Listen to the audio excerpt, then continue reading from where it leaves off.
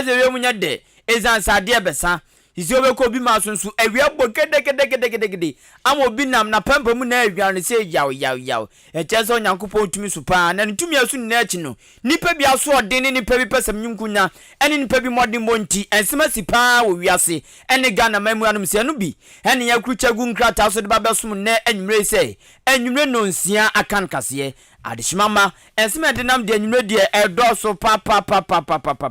na de obatia bi ene se owura kwaku pento de atoja se emprepre Ghana se de yanka se sika se de grot pray ene auditors general amani abeto dwa no nyame anum ni kroni osi edum nkomopon no so akan sama fa ho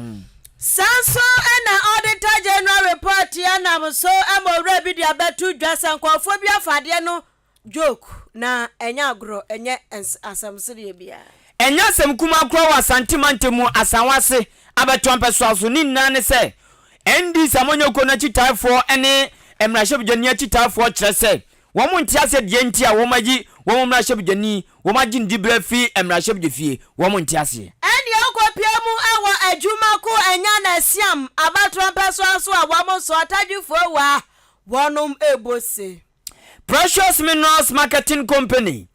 kyerese good for oil policy no ebe boa papa ma fangu dwumadie ni fama gudie dwumadie no ebe ye fefefe na ehun so atikama ase pafo so de omanu atumu o ade omde omanu atumu ya ndisi fo hu nsansam ya wo mo se nioma yesi 120 panifo nkomra biem